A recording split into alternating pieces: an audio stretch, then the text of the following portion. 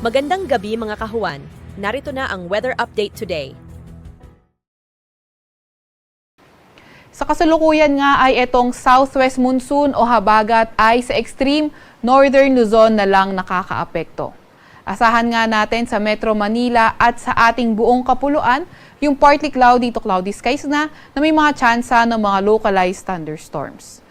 Sa kasalukuyan nga rin ay wala tayong namomonitor na low pressure area or bagyo sa loob or malapit sa ating Philippine Area of Responsibility.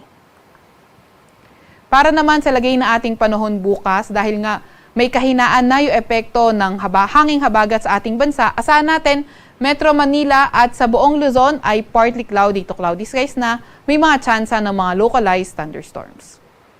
Agwat ng temperatura sa Metro Manila at Tuguegarao ay 25 to 32 degrees Celsius. 17 to 23 degrees Celsius sa may Baguio at 24 to 32 degrees Celsius sa may Lawag. Sa Metro Manila or sa may Legazpi ay 25 to 32 degrees Celsius at 23 to 30 degrees Celsius naman sa may Tagaytay. Sa Puerto Princesa ay 25 to 32 degrees Celsius at sa may Kalayaan Islands maglalaro naman sa 26 to 32 degrees Celsius.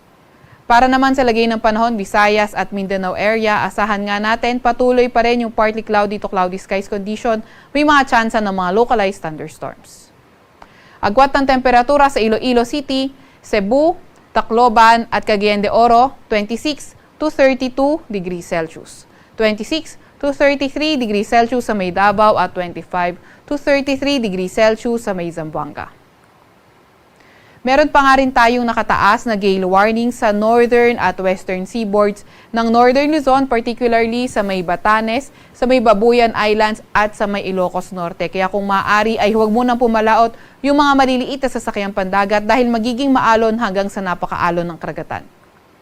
Sa Kalakhang, Maynila, ang araw ay lulubog ng 5:52 ng gabi at sisikat bukas ng 5:45 ng umaga.